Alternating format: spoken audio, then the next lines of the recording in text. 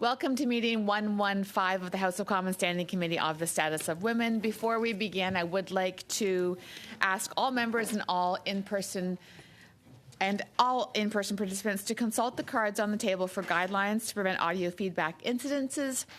Please take note of the following preventative measures in place to protect the health and safety of all participants, including the interpreters. Please only use the black approved earpieces. The former gray earpieces must no longer be used. Wait. Do we have translation? No function, pas? Okay, so... C'est bon? C'est bon ça? Wait, we're good? Okay. So we need to be mindful that we'll keep the earpieces away from the microphone at all times. And when you're not using your earpiece, please face it down on the sticker placed on the table for this purpose. And we thank you in advance for your cooperation on this.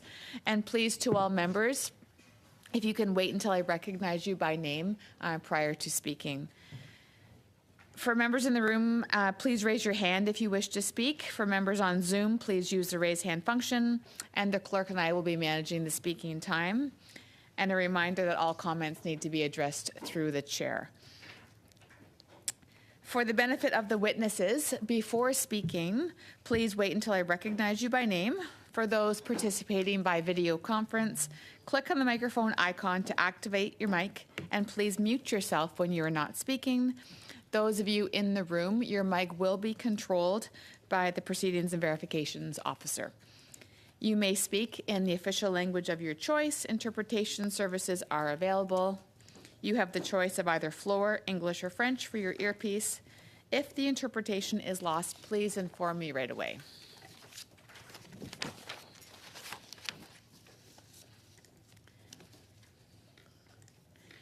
Okay, so we do have a number of wonderful witnesses present and online, and because of the volume of witnesses, I am going to be relatively precise on time, just to respect everybody's time here today. So in response to the call for public comment on the breast cancer draft recommendations from the Canadian Task Force on Preventative Care, pursuant to the Standing Order 108-2 and the motion adopted by the committee on Tuesday, June 4th, 2023, the committee will commence its study in response to the call for public comment on the breast cancer draft recommendations from the Canadian Task Force on Preventative Care.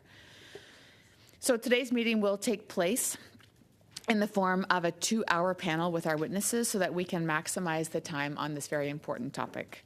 I'd like now to welcome and introduce our witnesses. As individuals, we have Shira Farber by video conference. We have Dr. Ife McKirley. We have Dr.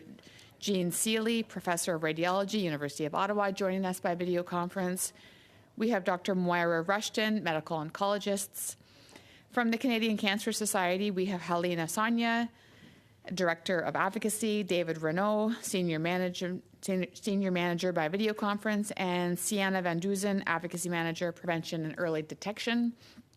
We also have from Cancer Care Manitoba, Dr. Pamela Hebard, Head Surgical Oncology, joining us by video conference, and Dr. Donna Turner, Chief Population Oncology, joining us by video conference as well. And lastly, from the Coalition of Responsible Healthcare Guidelines, we have Dr. Sheila Apuvu, Chair. Okay, so if you're appearing as an individual, you have 5 minutes for opening statement. If you are appearing on behalf of an organization, you have 5 minutes shared with your colleagues. At this point, I'd like to give the floor to Ms. Farber to start. You have the floor for 5 minutes. Thank you. My name is Shira Farber. I'm here today to share my own story, but represent a sisterhood of breast cancer patients across Canada who give of their own limited time and energy to improve breast screening guidelines for all Canadians. Today is an important anniversary for me. 3 years ago to this exact date, I was at Princess Margaret Hospital in Toronto undergoing a biopsy confirming my cancer diagnosis. I can recall the visceral sensation of hearing the words breast cancer and believing in my heart of hearts that everything would be okay because I thought I had caught it early. However, diagnostic testing revealed 3 large tumors in my right breast and stage 3 breast cancer.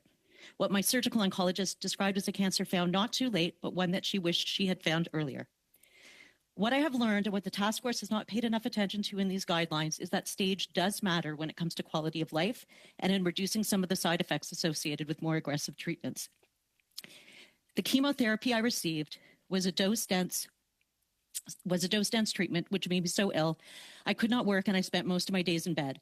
I could not care for myself, let alone my children or mother. My mouth was full of sores, I lost all of my hair, and my joints were severely impacted. I developed iron-deficient anemia and tachycardia. I became extremely ill and was hospitalized with acute constrictive pericarditis. I almost required emergency open heart surgery. I couldn't walk short distances without being winded, and I was forced to use a wheelchair. 40 of my lymph nodes were removed, resulting in permanent lymphedema. The mobility in my arm is severely restricted. I get run down and tired easily. I do what I can with physiotherapy, but I'm living with chronic pain. The treatment protocol for a more advanced stage cancer also limited my options for reconstruction and required multiple surgeries. My body image was shattered and my mental health was severely impacted. I live with PTSD and fear of recurrence. The task force guidelines refer frequently to shared decision-making between patients and doctors.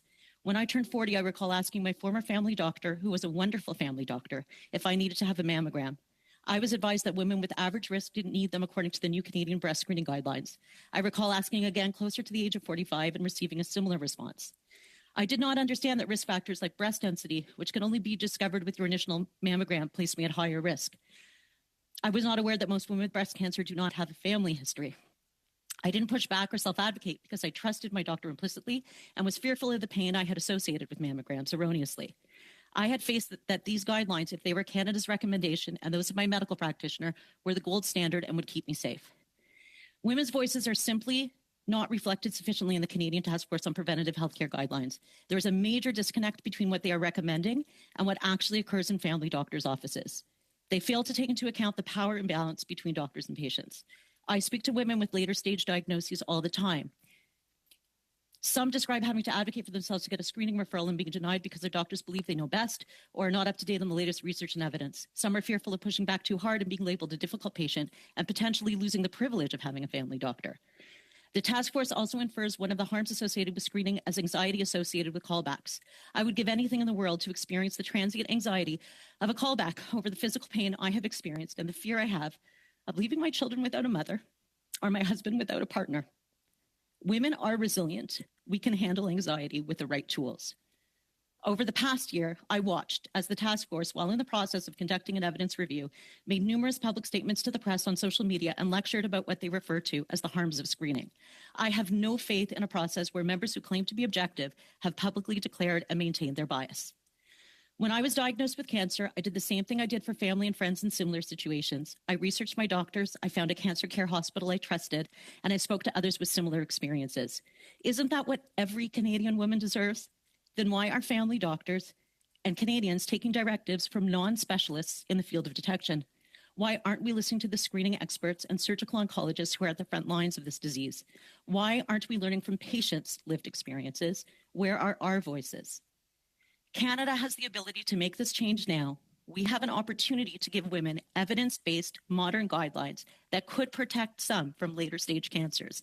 We can't undo the past harms, but we can prevent future unnecessary suffering and deaths. Thank you.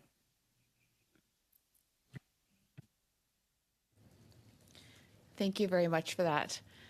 Next, we will pass the floor to Dr. Iffy McKearley. Can I just kindly remind all people speaking and all witnesses, especially those online, to speak a little bit slower just so that our translators can accurately do their role. Okay, so Dr. Iffy McKearley, you have the floor for 5 minutes.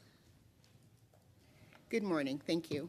I'd like to thank the members of the Standing Committee for the Status of Women for this incredible opportunity to speak about the current Canadian breast screening guidelines. My name is Dr. Iffy McKearley. I've been a general radiologist with a focus on breast imaging for over 20 years. I co-chair the patient engagement group of the Canadian Society of Breast Imaging. In my practice over the years, it has become increasingly obvious that patients who are affected by breast cancer are getting younger and younger. In addition, the increased incidence of breast cancer has also been shown in recent Canadian research. My daily practice includes diagnosing and performing biopsies on these patients, and as such, I'm often the first point of contact and the deliverer of bad news. breast cancer in younger women tends to grow faster and is more aggressive. The task force has recently released their recommendations for breast cancer screening. It is important to acknowledge that the task force members do not specialize in the field of medicine, breast cancer screening, for which they have set the guidelines. They have mistakenly placed higher emphasis on the potential harm that early screening may cause rather than the life-saving benefits. Breast cancer is a disease that has a far-reaching impact. The brutal harm of a late-stage diagnosis is significantly more severe than the potential harm of undergoing additional imaging. The outdated study from the 1980s, which the task force continues to use to make their guidelines, was comprised of a population of 98% white women. 40 years later, however, Canada is a much more racially diverse country. Over 9.5 million Canadians were identified as a member of a visible minority group in the 2021 Canadian census, making up 26.5% of the total population. In the U.S., it was noted that in Black, Hispanic, and Asian women, breast cancer peaks at an earlier age of 40 when compared to white women. Recent Canadian analysis shows that Caucasian women are the only group whose peak incidence is greater than 50. The task force was aware of this recent, yet to be published paper from Statistics Canada, but did not lower the screening age. In the recently released guidelines, the task force notes that the lifetime risk of breast cancer in these populations is lower than the risk in white populations. They go on further to note that non-white populations in the 40 to 49 age group are diagnosed more with breast cancer, have a higher proportion of aggressive subtypes of cancer, are less likely to have hormonally sensitive cancers, and less likely to have stage 1. Black women have an even more sobering outlook with a 42% higher mortality than white women, more aggressive cancers, and stage for stage, worse outcomes. For the 40 to 49 age group, the task force notes, and I quote, "There are data showing variability in incidence, mortality, subtype, and stage at diagnosis, example, higher mortality in Black women." Despite listing all the disadvantages facing racialized women, they put a strong emphasis on informed patient choice, which would require an educated discussion with a family physician. The task force promotes a one-size-fits-all approach, which counters the observed variability in values and preferences. If a woman chooses to be screened, they still recommend screening every 2 to 3 years. When the U.S. guidelines were announced, the U.S. task force stated that new and more inclusive science had led it to call for screening at 40. In Canada, where's the use of new and inclusive science? With knowledge comes responsibility, and so knowing the above, acknowledging higher mortality in Black women in the 40 to 49 age group, and not acting on it is simply unethical and discriminatory. The task force also discriminated against women with dense breasts by not recommending supplemental screening. Breast density is highest in Asian, Black, and Hispanic women. It's 2024. We must include the 40 to 49 age group in the screening population, particularly given the incidence in racialized women and higher mortality in Black women, as well as the high risk to women with dense breasts. Lives depend on it. In the absence of proper governance and an accountability structure for the task force, and indeed for any organization, there's chaos. Women in their 40s are not acceptable losses. Thank you. Thank you, Dr. McKirley. Next, we have Dr. Jean Seeley. You have the floor for 5 minutes.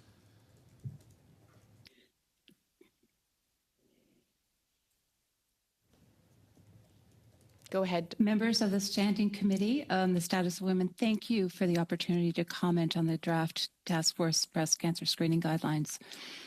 As a breast imaging specialist, I diagnose women along their entire cancer journey. I detect breast cancer from screening, or I diagnose it after a woman presents with a palpable lump. I perform breast biopsies, and I localize breast cancers for the surgeons. I interpret the imaging of women diagnosed with late-stage or recurrent breast cancer. I speak to women at all stages of breast cancer, and screen-detected cancers found before symptoms occur as a very different diagnosis than one found because of symptoms at stage 2, 3, or already metastatic at stage 4. The task force falsely states that an additional imaging test is a harm comparable to a delayed diagnosis of a late-stage breast cancer. My patients attest that the severity of the harm of a delayed diagnosis vastly exceeds any stress associated with an additional imaging test. The recent draft guidelines released by the Task Force for Breast Cancer Screening have sparked significant concern within the medical community. And as an expert included on the evidence review panel, I found their recommendations profoundly disappointing. These guidelines ignore robust recent evidence that supports the initiation of screening at age 40, a standard now adopted by the U.S. Task Force and by numerous other countries worldwide. The task force recommendations are anchored in studies that date back 40 to 60 years using obsolete technologies such as film screen mammography. This reliance on outdated data overlooks monumental advances in breast cancer treatment, including hormone receptor positive treatments, less invasive surgical options like lumpectomy, sentinel lymph node biopsy, and all the modern immunologic and chemotherapeutic agents that have completely revolutionized breast cancer management. The task force approach diminishes the importance of recent observational trials that involve millions of women comparing screening to no screening using updated diagnosis and treatment. This includes a large Canadian study of over 2.7 million women screened over 20 years, showing a 44% reduction in breast cancer mortality in women who began screening in their 40s. And similar studies in Sweden show an even greater benefit with reduction in mortality of 50 to 60%. Breast cancer is a devastating diagnosis, but the harms are mostly preventable when it is detected early. The survival rates are starkly different across the stages. It's nearly 100% 5-year survival for stage 1 detected by screening, compared to only 22% 5-year survival for stage 4 when the disease has spread and become incurable. And further, the treatments are much less intensive and less costly when treated early. Stage 1 costs an average of 36,000 Canadian dollars to treat, as compared to stage 4, which costs can exceed $500,000 per patient diagnosed. And these statistics underscore the critical importance of early detection, which the task force draft guidelines failed to adequately prioritize. The task force disregarded data that showed that women of race and ethnicity other than white are more likely to be diagnosed with breast cancer in their 40s. This one-size-fits-all approach to recommending screening only starting at age 50 discriminates against these women and contributes to their twice higher rates of advanced breast cancers due to delays in diagnosis and lack of access to screening mammography programs. The task force also acknowledged that women with dense breasts were twice as likely to develop breast cancer as women with non-dense breasts, but it failed to recognize the reduced sensitivity of mammography in these women, which drops from as high as 90% in women with non-dense breast to low of 60% in those with the densest breast. The task force ignored very high-quality randomized trials that showed that adding screening with MRI reduced interval cancers, those are found by symptoms after a normal mammogram, by 80% with MRI and by 50% in those screened with supplemental breast ultrasound. These interval cancers have been shown in evidence-based medicine to be acceptable surrogates for breast cancer mortality, which may take 10 to 20 years or more to demonstrate. They failed to acknowledge the importance of supplemental screening in these women and, again, are not following international standards. We must demand that our health policies be reflective of the latest scientific evidence and best practices in medicine. As a medical community, we owe it to every woman in Canada to advocate for guidelines that are not only scientifically sound, but also reflective of modern medical technology and treatment advances. Let us stand together to call for an immediate review and revision of the task force guidelines to truly reflect what is best for women's health today. Thank you very much. Thank you, Dr. Seeley. Dr. Rushton, you have the floor for 5 minutes. Thank you. Honorable members, thank you for your invitation to testify today on breast cancer screening. As a medical oncologist, as well as a 41-year-old woman, both concerned for the well-being of my patients and the health of my generation, I was deeply disappointed with the draft report from the Canadian Task Force for Preventive Health Care last month. The report significantly overstates the harms of screening while ignoring the benefits of early detection. What has been missing from the ongoing public discourse is the benefits of early detection of breast cancer from a treatment perspective. We hear frequently about the harms of screening, but there's been little discussion about the differences in treating a cancer that is clinically evident versus screen detected. Treatment of breast cancer is complicated and it is expensive. Beyond surgery and radiation, I offer patients medical treatments to reduce their risk of recurrence or dying of cancer. While the task force mentioned chemotherapy and no chemotherapy, our treatments today go far beyond that, including things like immunotherapy, targeted therapies, antibody-drug conjugates, cell cycle blockers, and up to 10 years of hormone-blocking therapy for patients with stage 3 hormone-sensitive breast cancer. Catching a breast cancer at an early age where it becomes clinically detectable reduces the need for extensive medical treatment and lowers the risk for distant recurrence and death. A larger tumor with lymph node involvement, which has become clinically evident to a patient, means higher risk disease and therefore more treatments to achieve the similar outcomes, leading to higher costs for both individuals and our society. Individual costs include time out of work, hair loss, cognitive dysfunction, chronic fatigue, sexual dysfunction, infertility, premature menopause, nerve damage, cardiac complications, mental health issues, not to mention the constant fear of recurrence. The financial toxicity of breast cancer treatment is real and is carried by all of us in our publicly funded healthcare system. As was just mentioned, we know that the costs significantly increase by stage, with a screen-detected stage 0 cancer costing only about $14,000, whereas a stage 3 cancer management in Ontario today, based on our treatments we use, publicly funded, costs nearly $400,000. This year, we took those numbers and put it into cost-effective analysis using the same OncoSim modeling that CPAC has endorsed, and found that not only is this cost-effective, but it's cost-saving, because the treatment of breast cancer at stage 4 is so very expensive. Screening typically diagnoses breast cancers at an early stage. Only 35.7% of women aged 40 to 49 in Ontario are diagnosed with stage 1 disease in the absence of an organized screening program, whereas for those that participate in the Ontario Breast Screening Program between 50 and 74, nearly 87% will be diagnosed with stage 1 or stage 0 cancer. The communication tool provided by the task force meant to inform discussions between patients and their primary care providers about the risks and benefits of screening at an earlier age makes no mention of the downstaging that's achieved by early detection with a screening program. The updated guidelines raise many questions. There are major discrepancies between the Canadian and U.S. task forces in terms of the benefits estimated for population-based screening. The U.S. task force predicts more deaths averted and life years saved than the Canadian task force by reducing the age of screening to 40. But even with the conservative Canadian estimate, lowering the age of screening to 40 from 50 would prevent an additional 2,600 deaths over the 10 years of screening in the demographic of women aged 40 to 49. The task force has opined that this benefit does not justify the harms of additional testing and a few overdiagnosed cases. On this point, I disagree, as does the literature, where we know that women will accept up to 6 overdiagnosed cases to save 1 life. The task force has also ignored the long-term benefits of early detection by focusing only on a 10-year time frame in terms of both the report and the discussion tools to evaluate the benefits of screening. The reality is, for the most common type of breast cancer, which is hormone sensitive, even if you have a stage 2 or stage 3 breast cancer that may come back some way, probably even if it does recur within that 10-year time frame, by 10 years you're still going to be alive. You'll just have stage 4 disease and living through chronic treatments.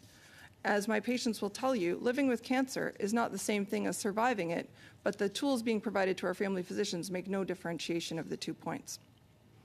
Until we figure out a way to prevent breast cancers from developing, the only way to reduce morbidity and mortality, as well as the cost to our healthcare system, is with early detection.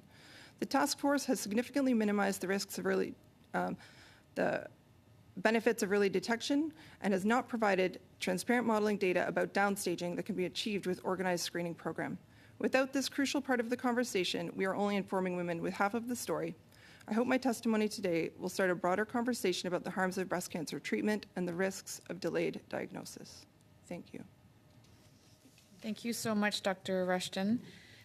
At this point, I would like to give the floor to the Canadian Cancer Society. Your organization now has the floor for 5 minutes. Gestionnaire en prévention et détection. We are here today I'm with David Reynaud, Senior Manager for Quebec. We're part of the team of the Canadian Cancer Society for Canadians who are concerned with the society. We are working to save lives, and we want to provide cancer screening advice. The society is the main entity for Canada. We see people out of 5 will receive a diagnostic of cancer over the course of their lives, and 1 in 4 will die of the disease. In Canada, we find that 1 woman out of 8 receives a breast cancer diagnosis during the course of her life. Breast cancer is the most commonly one diagnosed in Canada, and even if there are fewer cases among women under the age of 50, it remains to be the primary cause of death through cancer for women from the ages of 30 to 49. Even if data shows that breast cancer for women in their 40s has increased over the last 35 years.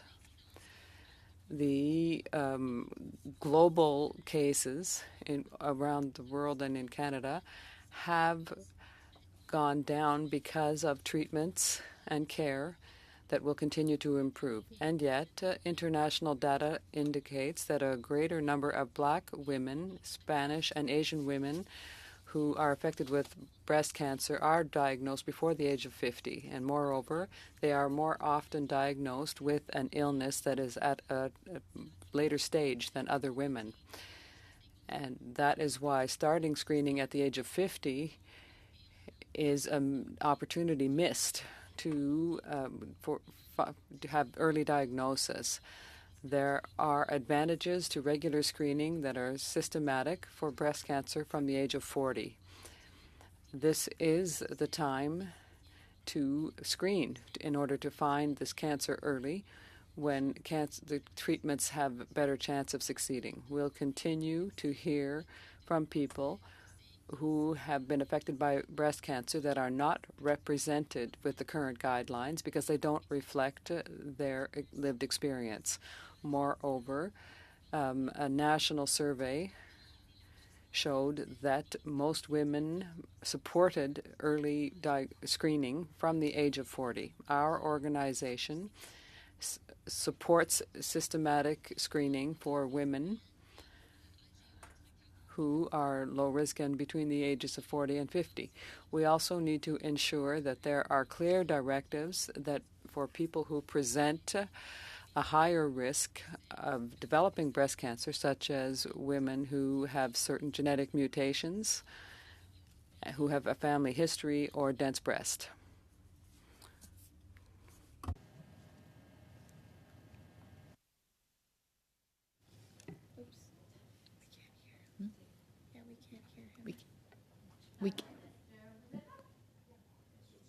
I don't see Est-ce que vous it on m'entendez? screen. Oh, And now can you hear me? Okay. Sorry. Thank you, Sienna, and thank you to the committees. A growing number of provinces in Canada currently have begun to expand access to breast screening from the age of 40. And while the provinces and territories are looking at the new national guidelines, the Canada Cancer Society is asking people to include the 40 to 50-year age bracket for breast screening in their programs. This change also reflects the new data that have been published since the last update of the guidelines in 2018 and those that were presented a few weeks ago. The evidence on breast cancer in Canada will soon be updated by another entity, which was a survey that started before the pandemic. And we have not reached the level of 70% of respondents. We have to take into account the populations that are poorly served. And the Society, moreover, recommends that the Canadian government invest more in this cancer. And we also have to close the gaps in the data so that we have a better understanding of breast cancer in Canada. And the Pan-Canadian strategy and the health charter shows interesting opportunities to improve the data in the country. Governments must invest more in prevention and early screening treatments to reduce the impacts with the workers' shortage. So this needs new investments in human resources and technologies and digital capacity to meet the actual and future need of Canadians. And finally, I'd like to thank you for having taken the time to listen to our recommendations. We are looking forward to working together to support people affected by cancer. It takes a society to help people affected by cancer. Thank you. Excellent. Thank you, Mr. Renaud. At this point, I would like to give the floor to Cancer Care Manitoba. Your organization has 5 minutes. Thank you very much, Chair, and the committee for the opportunity to speak about the draft guidelines prepared by the Canadian Task Force on Preventive Healthcare, also known as the Task Force on Breast Cancer Screening. This is an important topic, and all of us here today want to reduce the impact of breast cancer on Canadian women. It's important to remember we are united in this goal, even if opinions and perspectives differ. I am Dr. Donna Turner, an epidemiologist and the Chief of Population Oncology at Cancer Care Manitoba, and joining me today is Dr. Pamela Hebard, who is a cancer surgeon and the head of surgical oncology for Cancer Care Manitoba. Breast cancer is a complex subject, and considering breast cancer screening, we find there's often confusion about what is screening and what is not. Screening is a test offered to all women who do not have symptoms and who have an average risk of breast cancer. Women who find a lump in their breast or who are experiencing symptoms that are not normal for them need a diagnostic workup. Women who are at higher than average risk due to family history or genetic predisposition are often best served by tailored or individualized screening. Regardless, our message to all women is if you experience something that is not right for you, please see your healthcare provider right away. In our province, Cancer Care Manitoba works to deliver evidence-based programs while supporting Manitobans throughout their cancer journey. For example, as a result of the evidence coming forward related to screening, we are promoting screening where the evidence is strongest, including women 50 to 74. I note that like other Canadian jurisdictions, we have not achieved the 70% target rate among women who are most likely to benefit from screening, that is, those in these age groups. Second, we work with communities and Manitobans who are at risk of being underserved by our healthcare system, including those who are racialized, gender diverse, and or residents of geographically remote communities to reduce inequities in breast cancer screening access and ensure improved health outcomes. And third, we are acting with our healthcare partners to provide avenues to best support all women to make informed decisions about their health. Based on recent evidence, this includes women aged 40 to 49 who may want to explore their options for mammography by further understanding the benefits as well as the harms. And at this time, I'll turn it over to my colleague, Dr. Hebard. Thank you, Chair, for the opportunity to be here today. As Dr. Turner mentioned, I am the head of surgical oncology, and my clinical practice is dedicated to the treatment of breast cancer and gastrointestinal cancers. Particularly with breast cancer, the number of scientific studies are immense and varied. It is important that we don't make health policy decisions based on personal bias or even on a well-meaning desire to make a difference. You need experts who are impartial. They need to not have skin in the game. The statistics that go into these recommendations are complex, and you need experts to interpret the data correctly. There is misconception that mammography will prevent cancer or significantly de-escalate the treatment required. This is actually the exception rather than rule. Breast cancer is not a single disease. We tailor breast cancer treatments based on protein profiles, which is the largest determinant of their treatment. Based on cancer subtype, there are some 5 millimeter cancers that will get chemo, and there are some 5 centimeter cancers that will not. In the modern era of breast screening, this largely impacts how many women are diagnosed with stage 1 versus stage 2 cancers, with stage 3 and 4 cancers largely unaffected by screening programs. The treatment of stage 1 and 2 breast cancer is largely the same. I believe the harms of screening are real. We know younger women are more likely to have an abnormal screen, which results in multiple follow-up tests and biopsies. Women commonly report this process as highly distressing. In some women, it is so distressing that they never go for screening again and miss out on future benefits. But on a healthcare system level, an increase in mammograms is a large financial and human resources problem. But the outflow of follow-up testing and biopsies is the greater problem and risks creating new and very significant delays in the diagnosis and treatment of those who actually have cancer. So what would be the most impactful to the breast cancer landscape in Canada? We need to increase screening in our current age groups, include women and remote who have social disadvantages and belong to minority groups. In my practice, I see women who die of colorectal cancer at a young age, people with cervical cancer and many other diseases.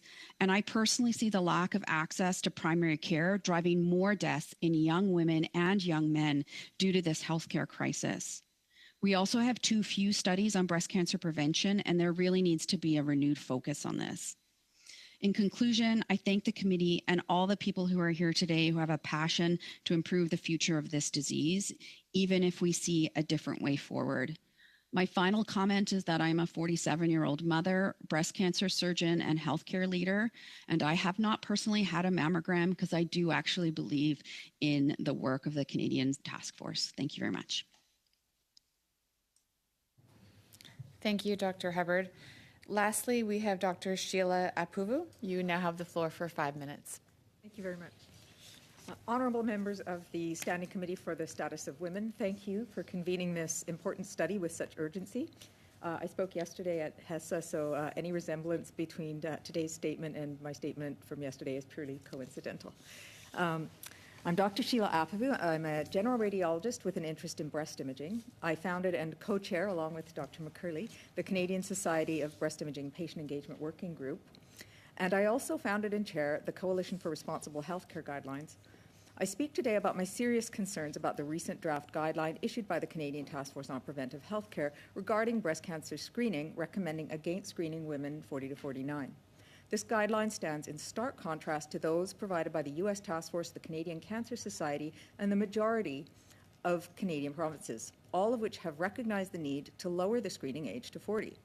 The Nurse Practitioners Association of Canada has also recently withdrawn their endorsement of the similar 2018 Task Force guideline. The decision to not screen women 40 to 49 is biased.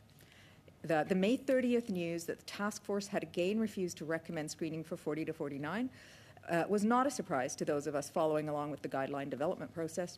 The result was predetermined. The task force leadership indicated in the media in early May 2023, immediately following the release of the U.S. Task Force guideline draft, that there was no need to change the Canadian guidelines. This was before the evidence review began. And lo and behold, this prophecy was fulfilled almost exactly a year later. How does the task force come to such different conclusions than the rest of the modern world? Without the context provided by the fulsome guidance of experienced content experts, they amplify harms such as overdiagnosis, benign biopsies, and callbacks for additional imaging, and they minimize the benefits of early detection. In their calculations, they do not include important morbidity benefits of screening, such as decreased rates of mastectomy, chemotherapy, or lymphedema, a permanent, disabling, and disfiguring form of arm swelling, which is caused by aggressive lymph node surgery needed for later stage cancers. The task force's focus on the harms of screening, particularly anxiety of recall, is paternalistic. The paternalism of making decisions for women because of their concern about the possible anxiety reaction to a recall is disturbing. It's tantamount to saying, don't worry your pretty little head about breast cancer. If instituted, the consequences of these new task force guidelines will be dire. Many young women will potentially pay with their lives. Most provinces and territories have recognized this and have allowed self-referral for women aged 40 to 49. However, the recommendation of a primary care provider is still the strongest predictor of whether a woman will actually go for screening. As long as doctors are being given the task force message that women in their 40s don't need screening, many of those women won't get access. By continuing to make the same breast cancer screening recommendation that the task force has made since 2011, Canada's national guideline is falling farther and farther behind the provinces, other countries, and expert recommendations. Unfortunately, these guideline problems are not isolated to breast screening and are a pattern seen in multiple other guidelines, including those that directly affect women's health. Please bear with me as I veer slightly off the topic of breast cancer, as this is important for context. The task force's pregnancy and postpartum depression, lung cancer, and cervical cancer screening guidelines are similarly dismal. All these affect women. The cervical cancer guideline has not yet been updated since 2013, despite multiple landmark studies that should have prompted a revision. It does not recommend HPV screening, although this was recommended nationally and instituted in countries such as the UK, Australia, Norway, and the Netherlands dating back to 2017. While Australia is on its way to being the first country to eliminate cervical cancer through vaccination and HPV screening, women in Canada have been getting invasive cervical cancer avoidably for the greater part of a decade because of this weak task force leadership. We must not allow these guidelines to stand as they are. We must have a breast screening guideline that is informed by the latest evidence and not by paternalism, one that truly serves the best interests of Canadians. And with respect, looking at its record, we must dismantle and rebuild the Canadian Task Force on Preventive Healthcare to safeguard Canadians in the future. Thank you for your attention to this critical issue.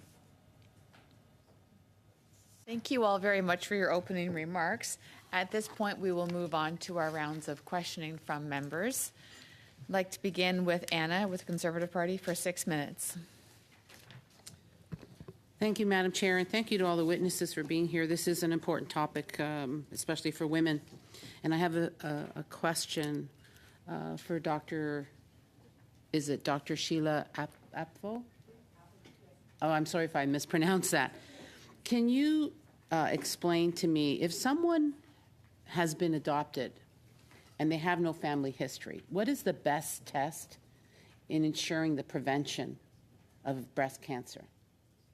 So screening is considered secondary prevention, as opposed to preventing the cancer. It prevents late-stage cancer diagnosis.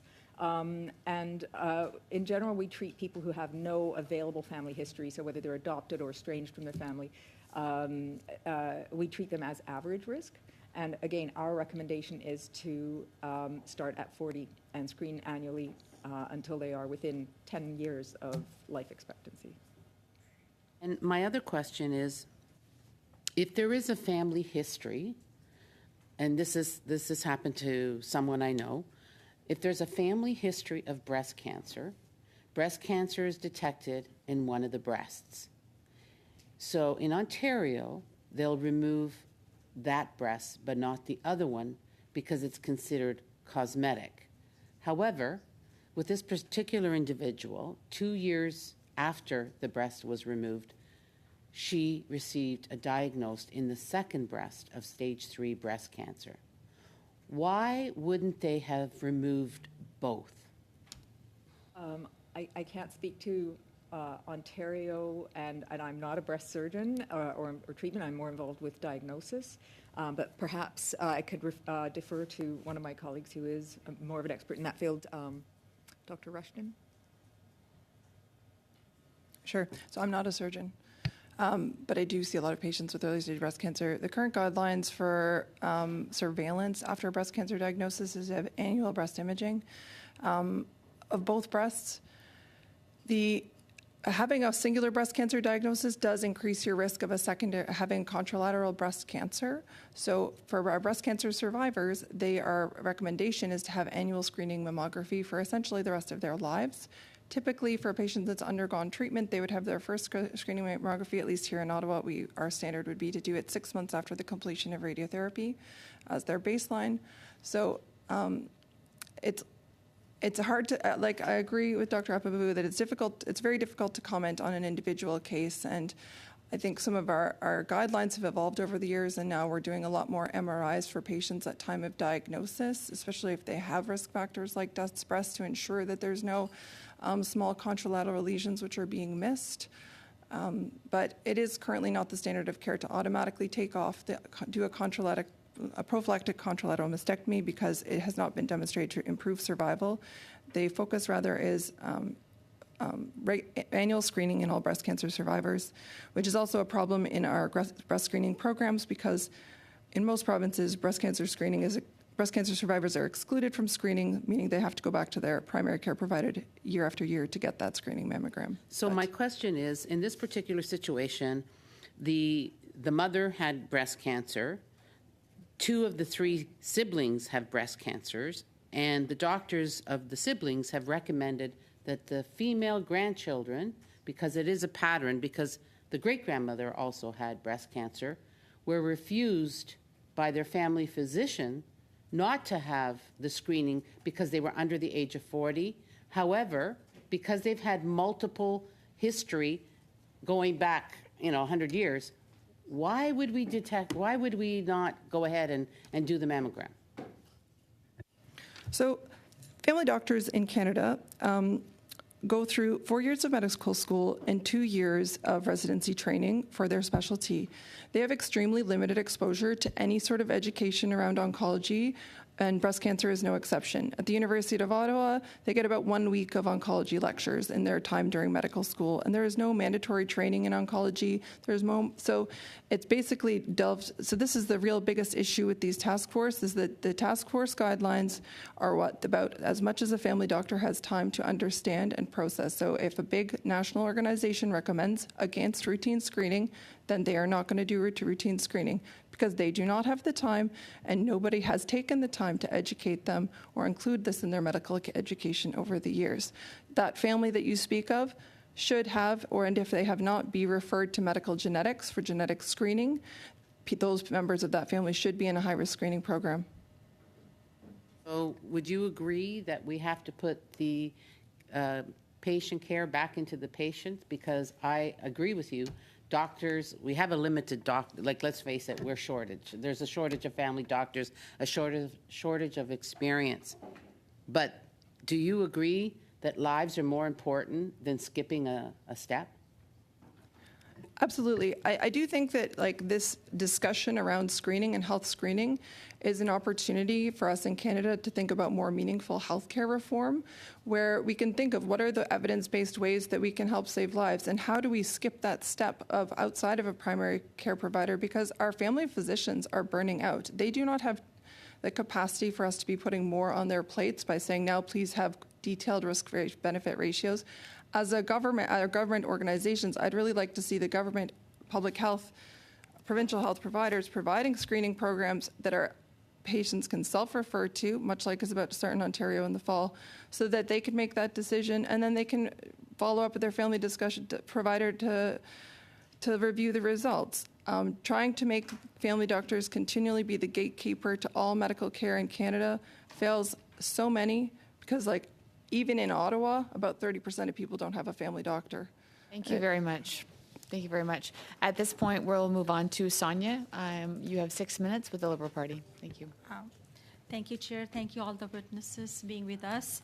My first question is to representative from Canadian Cancer Society, and then all the witnesses who want to contribute on that. I would like to know about the differences across provinces and territories in their approach to outreach to women testing and treatment for the breast cancer. Yeah, so we know that the recommendations are as such, they're guidelines, and that provinces have the ability to make informed decisions for their populations, and they are doing so across Canada. In the last few months, we've seen various provinces make the decision to expand access, whether self-referral or systematic screening. It is important to note that there is a difference there, and that self-referral does still require women to know that they have access, that they have a right to it, that they go and get it, and a certain amount of education and resilience in pursuing that, as opposed to a systematic approach where the invitation comes to you and it's a lot more streamlined and clear. And so those are, some differences as far as how we carry out access to breast cancer screening, but both are certainly steps in the right direction. I'm not sure if there was a second part to your question as far as differences. Thank you. Anyone else would like to contribute in that? Okay. If not, yes. Go ahead. Oh, sorry. I thought you wanted the answer. Yes. I can tell you that the Canadian practice has been a patchwork of guidelines. Some provinces have been screening women in their 40s by allowing self-referral since the program started in British Columbia, Nova Scotia, Prince Edward Island. Others have come on board, and currently, as of this date today, all the provinces and territories except Nunavut, which does not have a screening program, and Quebec, which is looking at the evidence for screening women in their 40s, and Manitoba is the only one that has not adopted this policy for self-referral for women in their 40s. Alberta starts at 45. The other provinces all start at age 40. So we have had the opportunity to study this differential, and what we've shown in a large study done with Statistics Canada, that the women who have been diagnosed with screening in the 40s in these provinces that have been screening have a significantly higher rate of early stage breast cancer, and the provinces that do not include those women in their 40s have significantly higher rates of those more advanced cancers at stage 2, stage 3, and stage 4. There's also differential in approach to density. So this is the opportunity that we have for the guidelines to make a more standardized approach, and one of the reasons why we're so disappointed with the draft guideline. Thank you. Follow up. Dr. Sonia, Dr. Turner, I believe, wants to contribute to that as well. Yes. Thank you, Chair. I just wanted to note that in some provinces, for example, in Manitoba, the breast screening programs work very hard to connect with communities of various racialized populations and Indigenous populations in particular in a province like Manitoba. I think it's really important to note that one of the things that we have not done well in Canada is to capture information on race and ethnicity, or in fact, in terms of gender identity. This is an area where we see that there is a great possibility for advancement. And in Manitoba, our breast cancer screening program is asking women to self-identify as terms of their race, ethnicity, and indigeneity, following a practice that has been developed in Manitoba with communities and in partnership with communities and healthcare leadership. And it's really an important step forward in us getting more information on what it is that we can do for women who are in potentially equity denied populations. Thank you, Dr. Turner. You raised a very good point for the data collection for racialized on Indigenous population. Do all provinces collect the data, and what could you tell us about data collection specifically for racialized women? Cancer Society can answer, or anybody.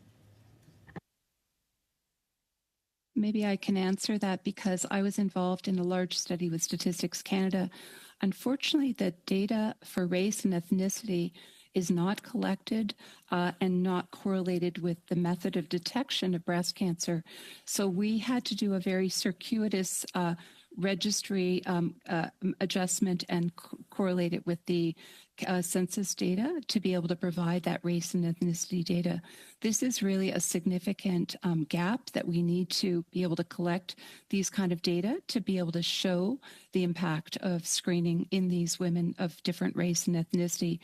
Our data does show that there is a very significant harm being done to the women of other races and ethnicities other than white, and that includes Indigenous women and women of all ethnicities in Canada with that higher rate of advanced stage breast cancer. So this is a call for increasing the data collection in different provinces and territories to be able to capture this more readily and to demonstrate the impact of screening at diagnosis. Sonia, I do see that there are several others that want to contribute to this conversation, but your time is up. So perhaps those that do have your hands up, if you can find room to provide your answer in some of the following questions. Next, I'd like to invite Adrienne Larouche. Vous avez 6 minutes avec le bloc. You have 6 minutes. Thank you very much, Madam Chair. Thank you to all of the witnesses for being here with us today. Remembering or recalling that this is a cancer that is devastating to women and to entire families. We almost all know women who have died or are still living with the consequences of breast cancer, and that's my case, in fact, Madam Chair. And I thank you to all the witnesses for collaborating in this study and in memory of all those who died, and in solidarity with all those who hope to live. To our witnesses, I'll begin with the Canadian Cancer Society. So, Ms. Van Dusen and Mr. Reynaud. What I hear today is that there are more and more studies that demonstrate the importance of preventive care. So I would like to hear you speak, because concerning the guidelines, that's the intention of the guidelines, is for people 40, perhaps Quebec doesn't have those, although we're working on something in the province. And there are international examples. Nobody wants to move backwards on these guidelines for 40 years olds. Evidence, reports, data, methodologies across various areas that are demonstrating, that are demonstrating the advantages, both in terms of the lived experiences of these people diagnosed with cancer, but also the advantages of our system, catching cancer early when it's most treatable. It's also less expensive. I think that when we look to the United States and their guidelines having changed most recently is a good indicator. We have race-based data internationally that we have not previously seen or had access to, and we know we have a very diverse population in Canada that we need to be meeting the needs of. I'll also just mention that there are women in that age that currently have access, 50 to 74, who are not being screened, and it's really important that as we consider expanding access, that we're not leaving these people further behind, and that we are supporting this expanded access, which women should have, with resources, whether that's health, human resources, technological, financial, so that we're delivering this in the way that it is intended. Monsieur Reynaud. Mr. Reynaud, would you like to add something? Yes, can you hear me? Okay, I think my mic's working now. Clearly, prevention, because we're talking about early screening and prevention. We could also say, as was mentioned in our statement, that upstream we try to promote healthy habits, but clearly early screening is key in order to increase survival rates, because even with survival there are the impacts of treatment and secondary effects, as we've heard with some of the stories shared today. But with all of this, having better screening allows us in fact to limit the burden of treatments and secondary effects on patients of those. So also we save money for the healthcare system, because there might be lighter treatments that might be offered in the case. So that is just to add to what my colleague said. You said it well. We started with gripping testimony by Ms. Farber. Mr. Reynaud and Ms. Van Dusen, I'd like to carry on. We're talking about guidelines, but in the end, we know that it's all well and good to have guidelines for people 40 years old, but if the federal government doesn't do its part to ensure that there are the proper investments, and I'm talking about transfers here, if they don't invest enough in the healthcare system, as has been the case for years, they've let systems break down in Quebec and in the other provinces. They haven't met the expectations of the provinces of Quebec and the other ones. They say good things, but then the provinces, which manage their own systems, they're the masters of their own systems, must have the resources and the human resources. So what is the importance of reinvesting in health and not have healthcare be the victim of austerity, and that we have the financial means to really invest and follow up with appropriate treatments? I don't want attempt to answer that. Recent studies done by, I think, Dr. Seeley and colleagues have shown that based on screening annually from 40 to 74, based on modeling and modern treatment costs, which are very, very expensive, Canada would save about $460 million per year. in treatment costs. And so I think investing in screening will pay back in spades for the government. And I think they need to take the plunge, make the investment up front, and I think they will reap the rewards in the next few years after that. Thank you. Ben, merci pour les dernières So secondes qui me unfortunately, restent. that's Thank you very much. 3 seconds. So Alors, on voit que non seulement on aurait So we can see that we need more money, but also prevention would allow us to invest more for the victims. Thank you. next, we have Leah. You have 6 minutes as well. Thank you, with the NDP. Thank you so much. Want to thank all the witnesses. The testimony is just magnificent. So if we can keep our responses brief, I have an agenda. So one of the comments that was really shocking to me is that, you know, people making decisions can't have skin in the game. I actually disagree. My first question was for Madame Farber. I'm wondering if you could provide a key recommendation to our committee to improve the healthcare system based on your experience. If you had one key recommendation, what would it be? Thank you. So as it pertains to screening, because I know that's why we're here today, or these guidelines as it pertains today, I firmly believe that Canadian women should be allowed to self-refer and be included in a screening program starting at the age of 40. And I believe that women over the age of 74 who want to participate and continue to should be able to do so.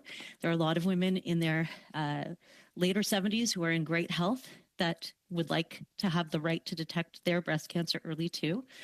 I believe that women who have breast density should know that. I think that's a major risk factor. I didn't know that I had dense breasts until my pathology results came back. How would I ever know that that was a risk for me because I had never had a mammogram before my cancer diagnosis? So in my opinion, that's what will empower women and allow them to have these discussions with their family doctors. Those of us that are lucky enough to have family doctors, as we know, there are a lot of Canadians without family doctors right now. Thank you. Thank you so much. My next question is for Dr. McKirley. McKirley, is that right? McCurley, sorry. Shocking, but not shocking. I'm wondering, are you aware of the makeup of the task force right now? Yes or no? Yes. Yes. What is the number of folks on the task force that are from Black, Indigenous, and people of color backgrounds? I am not sure actually what their ethnicity is, but I think it's very few of them. Okay, how about women? I'd have to check. You would have to check. Yeah. Okay. Okay, I ask that because I think inclusion is intentional, and sometimes we don't look at specific factors if certain people are excluded from tables, so I am concerned about it. Dr. Apovo, you spoke about paternalism, and don't worry your little pretty head about it. Can you expand on that, and what is a key recommendation you would make to address that level of paternalism that seems to be costing the lives of women and gender diverse people? Thank you for asking that question. I think there's paternalism at several levels.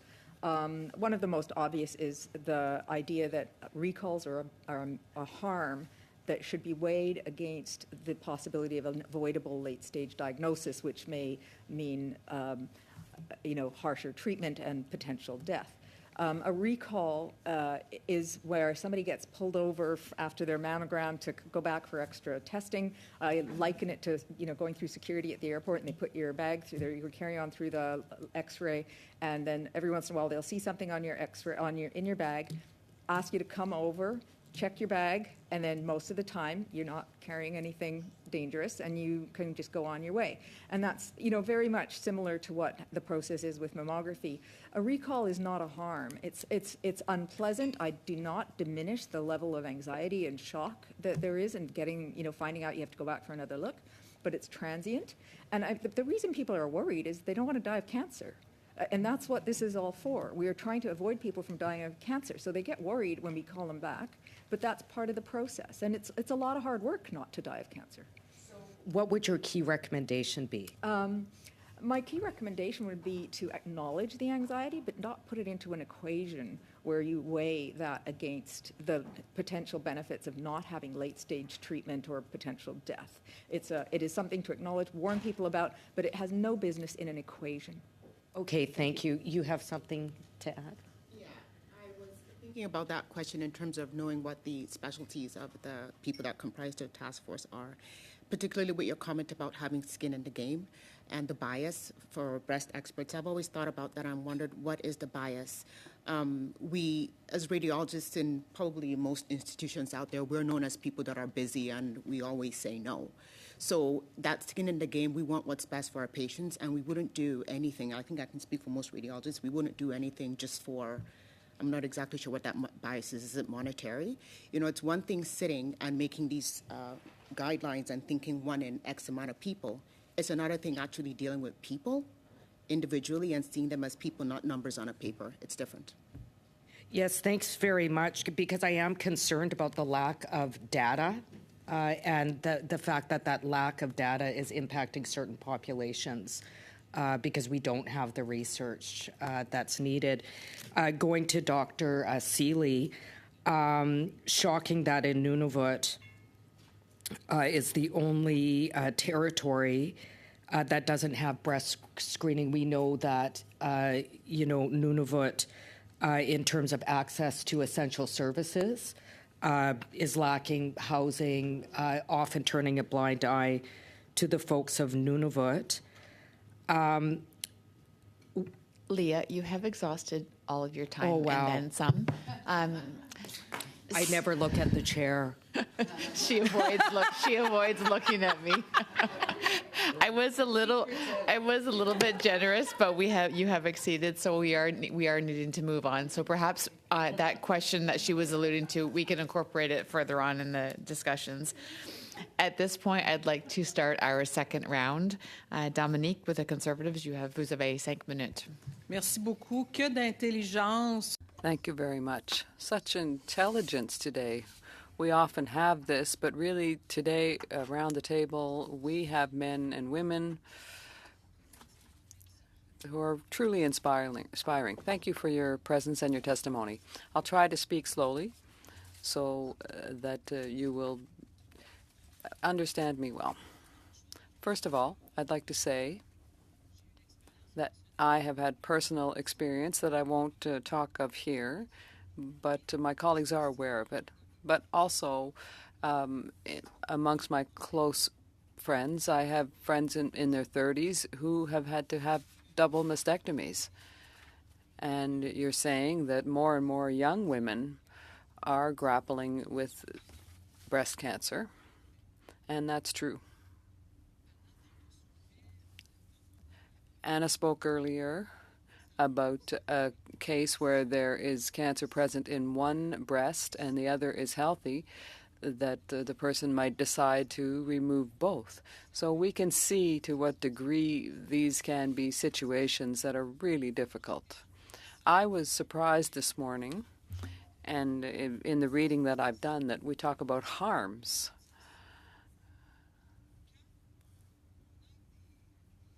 When there is early screening done. So really, I couldn't believe it, because I thought I've been having mammographies since I was a young woman. It's been some time. So how is it possible we're talking about harms associated with screening? Could you explain this to me, because I don't understand it? How can that conclusion be arrived at? Dr. Apavu, I hope I pronounced your name correctly. What are the disadvantages? What are the harms of undergoing early screening? I can't believe that it's only that you might get a phone call and be called back. I had that experience, and I was very happy that I was asked to do so. So what are these harms that we're taking into consideration for this group? Question. There are a few. Everything has pluses and minuses. And there are a few downsides to screening. One of them is, you might, about 7 to 10% of women who get a mammogram may get called back to have a second look. Most of those, about 95% of those women will get a double check and be able to, breathe a sigh of relief and go home knowing they got a little bit of extra care and attention, and they're good till their next screen. Most of them will be fine. And that is, it's not, I don't like to diminish the worry that is. I mean, mental health is important as well. I don't diminish it. But in comparison with a delayed diagnosis, I think it's trivial. That's my own personal opinion about that. But I would say there is a more significant harm in the form of something called overdiagnosis, which is essentially the chance that your cancer was found. You poked the bear, you went looking, hunting for a cancer, and you found one. But that cancer could have sat there until you died of other causes, and you would have never had to have the treatment. And the treatment itself is, unpleasant, to say the least. And however, the good news is for the youngest women, that is a very trivial likelihood, around 1% or less than 1%. And what that is because your chance of your cancer sort of, you outliving your cancer basically, is based on the fact whether or not that cancer is aggressive. So is it one that's going to grow? And then also, how much lifespan do you have left? So on the one extreme end, if you do a mammogram on somebody who's 85 and she's got heart disease, that's overdiagnosis. But somebody's 40, it's not going to... J'ai peu de temps. I'm sorry, I have little time. I'll have to interrupt you. I do apologize. You said earlier we should dismantle the working group and appoint a different one. So what are the main reasons that bring you to that conclusion, and who should be part of that new committee, that new task force? New task force, I think that, first of all, it's not for me to actually do that. I think, that would be a project of its own, but we do have some recommendations. There is, I think that we need to rebuild it with accountability.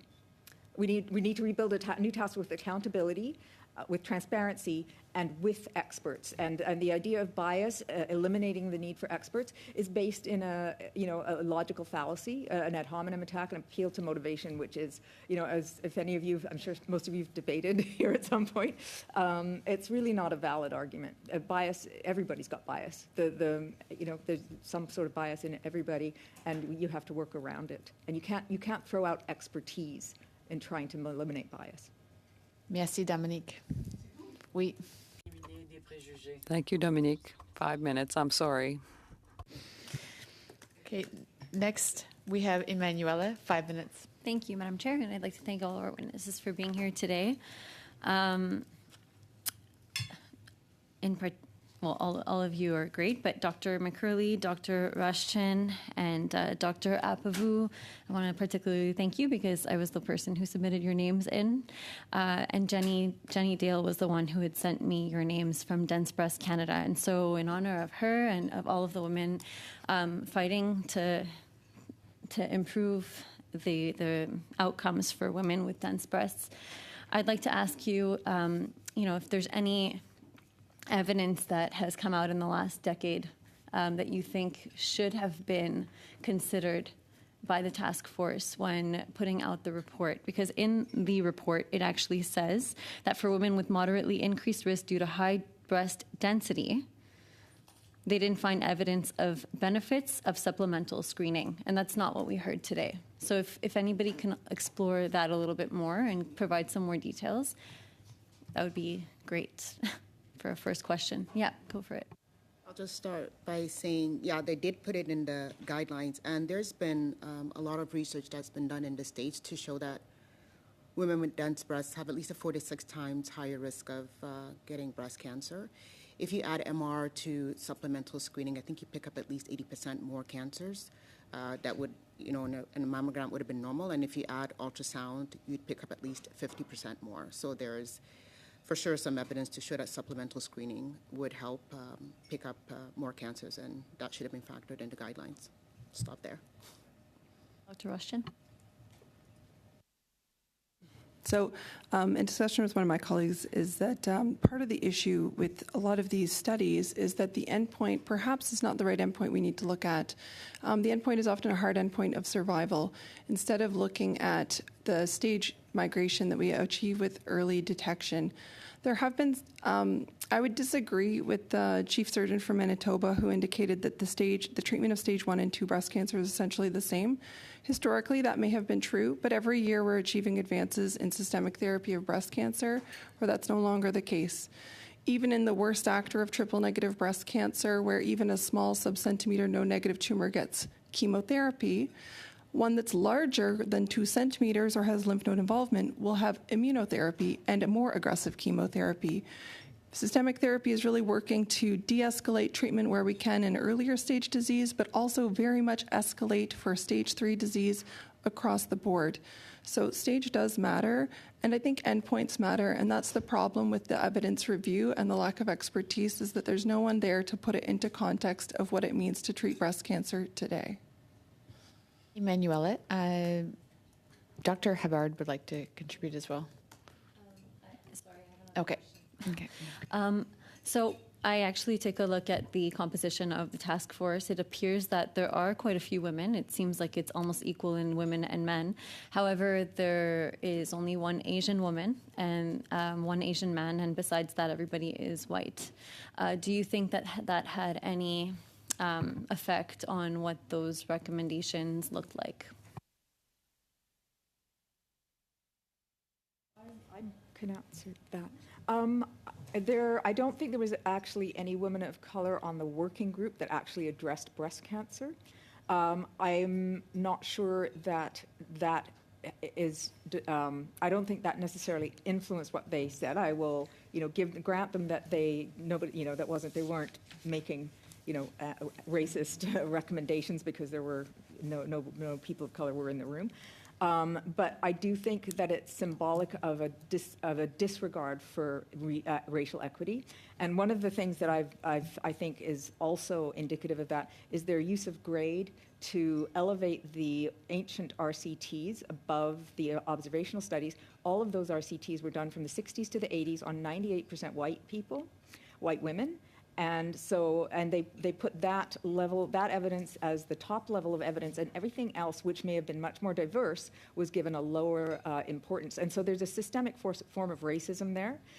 So I think the fact that there were no women of color on the working group is possibly a symptom of the same disease. Thank you very much. And I don't have much time, but I would like for any stats that you can send to the committee on dense breasts, any facts that we can include afterwards in our report. By what day do they have to submit? Tomorrow or the next day. By tomorrow. So if at some point today you could send in some statistics on dense breasts that you mentioned, Dr. McCurley, and anything else that you have that would help us send the right information to the task force, because this is what's going to happen with this study. It's going to end up being sent there so that they can consider this. Perfect. Please do send it in. Thank you, Emanuela. Thank you. Next, Adrienne, you have 2.5 minutes. Oui, merci beaucoup. Thank you very much, Madam Chair. Just before moving on, you have all studied this question in depth. Are there any of you who've been consulted by the working group, the task force, rather? Okay. Ms. Sienna? You were consulted? Okay. So, online, just so you're aware. Parfait. Donc, désolé. okay, I'm sorry, I couldn't see her hand. Thank you, Madam Chair. So perhaps I'd like to hear from you if you were consulted. What did you have the opportunity to say to the task force? And just quickly, because I don't have a lot of time. So starting with Ms. Sonia and then online. Very much for the question. We were consulted along the way. for us, it was really important to ground this entire experience in just what patients are experiencing and just making sure that as part of their considerations as they were building out their guidelines, that the patient experience was front and center for their considerations and to make sure that we were being holistic in that approach. I can speak to the, I was one of the expert advisors on the evidence review, and the advice that we provided was rejected by the task force on multiple occasions. And anyone who was able to be an advisor to the working group had to sign a disclosure, non-disclosure. They could not disclose what their input would be. It was something that I did not do for that reason, but I can tell you that on numerous occasions on the evidence review panel, we could see the lack of understanding of the screening and the understanding of the studies that we were talking about, so that it was really not well regarded and not well taken into consideration. OK, excusez-moi, je suis un peu sous le... I'm sorry, I'm pretty shocked. You're making recommendations. You've been consulted. You're not taken into account. You're asked to sign non-disclosure agreements. I only have a few seconds left. It's incredible.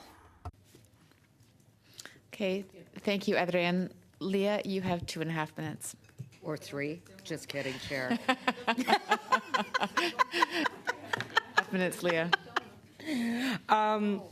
Thank you so much. I agree with my colleague, Adrienne LaRouche. It is totally shocking, especially this whole notion. It's like this hysterical woman's syndrome.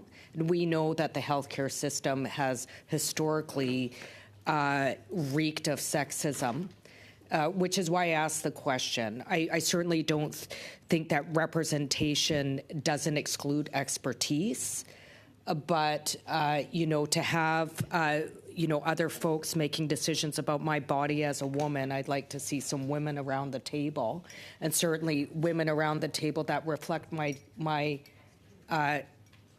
background, my ethnicity. So, in saying that, I want to actually ask Dr. Seeley a very basic question, yes or no, and then I want to ask you another question.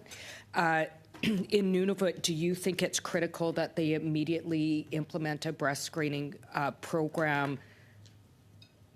Yes or no? Yes. Okay. Yes. So so you would recommend that? Yes, in fact, I do interpret those mammograms, and I've been working to try and implement this in Nunavut, and we're working toward that. Okay, thank you. You also spoke about data, that there's not a lot of data on Black, Indigenous, and people of color. Do you think that there needs to, would you recommend a federal investment, a major federal investment to do more research geared on breast cancer as it impacts Black, Indigenous, and people of color? Absolutely. This is an urgent need to collect these data and to add this to how we track breast cancer and other cancers in Canada so that we know who is getting the breast cancer and at what stage. Okay, I only have 25 seconds left. Dr. Apavu, you mentioned that you have a list of recommendations for the task force. Could you please submit those recommendations to the committee? I will. Okay. And do you believe that sexism is impacting decisions made or has impacted decisions made by the current task force? You know, in all fair, I think it's equal opportunity bad guidelines. The prostate cancer guidelines are similarly distasteful to people who know about prostate cancer. So I would have to say, I don't see it as being specific to gender. I see it being as specific to incompetence. Thank you. Okay. Thank you, Leah. Okay, next we have Michelle for 5 minutes. Thank you, Madam Chair. Thank you so much to our witnesses for this really important study. Thank you to my colleagues for sharing their personal stories. There's certainly no shortage of people who've been impacted by this breast cancer.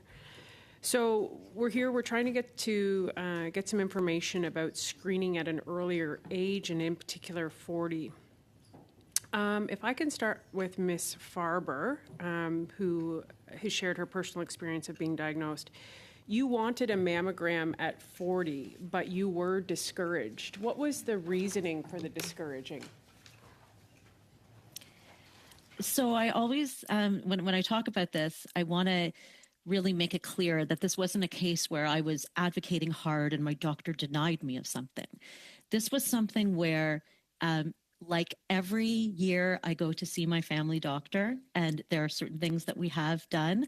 For example, a PAP, which, by the way, I've never been asked my personal preference or my values, but whether or not I want to have a PAP. So that's kind of interesting to me. It was just, here's the things that we need to do. We need to do blood work. You need to have your tetanus shot.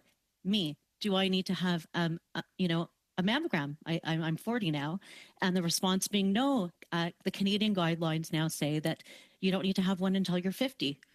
And I asked again later on, I believe when I was 45, and received a very similar response. It was a very casual discussion, and I think that that's probably more reflective of the type of conversations that are happening between patients and doctors in busy family doctor offices.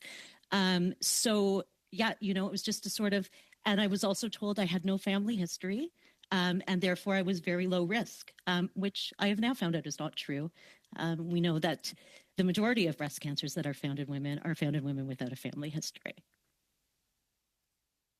I think what's interesting there is how you kind of rationalize that you didn't have to advocate hard. I find that bizarre when we're dealing with our doctors, that it's our body, we live with it all day, and yet we have to sort of fight to be heard. I feel that a lot from folks. To Dr. McCurley, you had said the guidelines currently are based on a study from the 80s, and this study is flawed. How is it flawed? Thanks for the question. So there were a number of things that went on, including a randomized controlled trial is supposed to be the gold standard. There were issues with that randomization, and there have been papers that have shown that to be the case. There have been papers that shown that to be the case, and there were other issues as well as that non-randomization. But of course, one of the main things, even if the study was equal and perfect, is the fact that they used 98% of white women, which in the House of Commons last time Dr. Nerod agreed to, and that we know is not reflective of Canadians' population today. Thank you for that. I think what's kind of shocking for a lot of provinces is you can only get a screening mammogram if you have a referral from family physicians. 1 in 4 Ontarians are without a family doctor. 6.5 million Canadians don't have a family doctor. And, now on the Ontario website too, it says, if you don't have a doctor, phone this number, like you're going to get one. I think that's pretty hysterical. But this is a big problem. And I know you can self-refer in some provinces, that's changed. But the reality is if the wait list is too long and there's a backlog, what does that even do? So one of the questions I have, and whoever wants to answer it, I guess I'd look to Dr. Rushton. If we move this number back to 40, right now, even say it is 50, but you don't even get it at 50 because there's not enough doctors. There's not enough spaces. So I think even moving it back to 40, you might not even still get it at 40 if I'm being correct if I do the math. So I'm not sure who wants to. I'm going to. So Michelle, just if I Maybe may, I could take it. There are 3 individuals. If we be mindful of the screen behind you that do want to chime in. I don't think you can see it from there. I'm happy. I was just going to say that I'd be happy to comment on that. It's a great question, and it addresses some of the concerns from Manitoba. In Ontario, we are allocating resources to increase the screening program to include women in their 40s. We know, based on British Columbia and Nova Scotia data, that the first screen has the highest abnormal recalls, and then it drops to the same as if you're in your 40s, 50s, 60s. It's not higher if you're in your 40s. You do need to allocate resources, but that is, we are going to be able to do that in Ontario by increasing training of technologists, more mammography units, and more access to these diagnostic tests. Thank you This for is that. going I to know be we have a lot of beneficial. information that we're trying to get out. Unfortunately, 5 minutes has exhausted. If any of you could submit any additional information that you have in response to that question, that would probably be helpful for the analysts. Next, I'd like to welcome Anita. You have 5 minutes. Thank you very much. And I just have to say, I think this is probably one of the most impactful panels we've had in this committee. And I am incredibly grateful that we have had the ability to create the platform to bring your voices into a process that clearly has been lacking those voices. Ms. Farber, I just wanted to say to you, I have a feeling there's a lot of us around this table and those that are watching who are thinking was precisely what you just described. I think you're describing what is probably, in reality, the lived experience of most women. So thank you so much for that testimony. I'm so sorry for what you had to go through. I want to start my questions with Dr. Seeley, because you mentioned that the task force was looking at obsolete technologies, old reports, sometimes decades old, that it ignored recent observational trial data that said, I think you said 2.6 million women in that. I just wonder if you could elaborate a bit on the methodology and the reports and the actual data and information that was addressed by the task force and how that may have led to the flawed results of the task force. So one of the recommendations that we, myself and two other expert advisors, made to the evidence review team is that using the old randomized trials would really be an error in looking at the new evidence. And the reason for that is that the methodology called GRADE that Dr. Apavu referred to automatically characterizes that as the highest quality evidence. So it doesn't matter if you include another 90 studies after those randomized trials, it automatically downgrades them.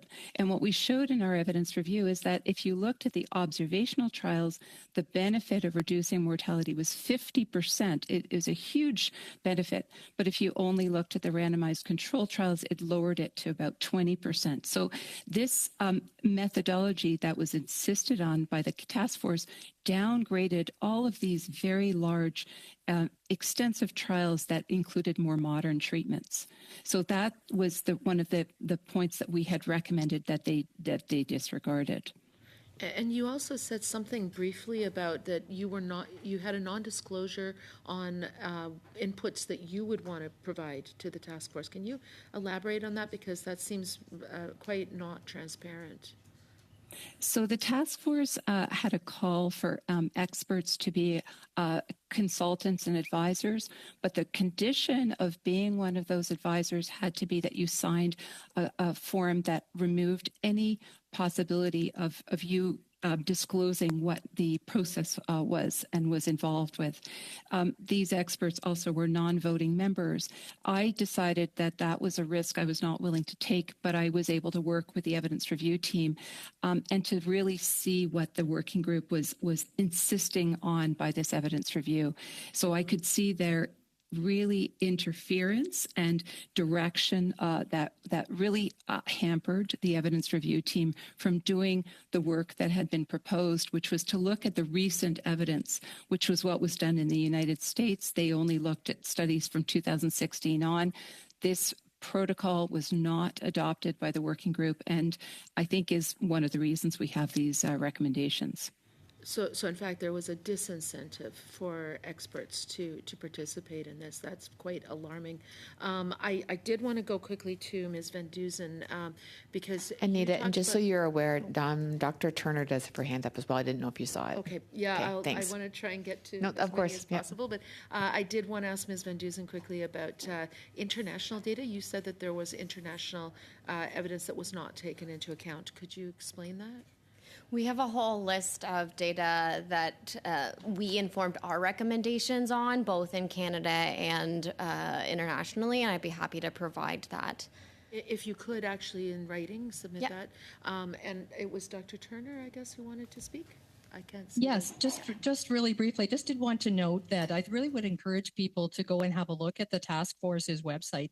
They did collect information on feedback that they had from people, including their responses. And as you know, that these are draft guidelines, and they are right now they are currently open. And I think they have been quite transparent when you look through about the studies that they included and they didn't include, and they've expanded their look. And I think actually that's one of the reasons why the discussion around 40 to 49s has actually been something that is actually more on the table now in terms of enabling people to have those conversations. So I just wanted to encourage folks in that direction. I'm so limited in my time, and I did want to go to Dr. Apavu because. So Anita, I'm sorry to share with you. Okay. I tried to get it in an extra 30 seconds, but it's not working. Okay, so because of the efficiency of all of you around the table, we do have time for an entire fourth round. So I'd like to start. Anna, you have 5 minutes. Thank you, Madam Chair. I'm going to ask everyone a simple question, and that is, do you consider it to be a risk, according to the task force, family history, carrying the mutation gene BRCA1 and BRCA2, or have dense breast? If everyone could just say yes or no, that would be great. Yes? Yes. I think we all agree with that? We're all in agreement? Okay. Dr. Turner has her hand up. Donna, does she not agree with that? I don't know. Yeah, no, I do agree. And I just want to note that is increased risk. Those are not average risk, which is what the guidelines Increased risk. Okay. And so would you agree that if that is the case, there should be mandatory genetic testing? Yes or no? Yeah, just a yes or no from everybody? No.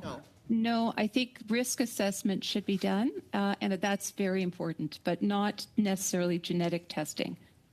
Okay. And okay, so I just did some research on from the Cancer Society. So cancer is the second cause of death among women. That is 25% of new cancer cases in female. In 2024, it is estimated that 5,500 Canadian women will die. 15 women per day will die of breast cancer every day. This is something that I think all women, all of us, feel that in order to prevent the mortality rate, we should push the task force to increase the testing at age 40. Does everybody agree with that? Yes. If I could just make a comment. Sure. Unfortunately, the genetic testing only identifies 50% of women at high risk, and the majority of women do not have any risk factors that would tell them that they're at high risk. So they wouldn't carry the genetic mutation, but they would still get breast cancer. Risk assessment is what we're recommending, starting at age 25 to 30, as a way to demonstrate when they should start screening. So I think that is really an essential component that we should be recommending, and this guideline did not address that. Thank you. So would you say that the task force needs to be updated with the more pertinent information? Because I'll be quite honest with you, as a woman, these numbers scare the hell out of me. And I think I'd rather know early, how do I prevent cancer, or how can we detect it in the early stages so that I have a long enough life to see my grandchildren grow? Anyone can answer. If I can speak in, I think we have to look at, there's no one, everyone around here wants there to be no breast cancer deaths. And so how do we achieve that? Screening has a very important role in that. So does advancement of treatments. I think there is a role for certain populations to have better access to genetic testing and prevention. Prevention itself has been largely understudied and poorly studied in breast cancer. But just the task force recommendations itself is a very limited single tool. And whether or not we should move from 50 to 40, we have a multitude of different views around that, which I won't get in for brevity. But I think it's always important to know that actually over 90% of women with breast cancer in Canada will be cured. Okay, so not to cut you short, but I do have a limited time. I'm so sorry.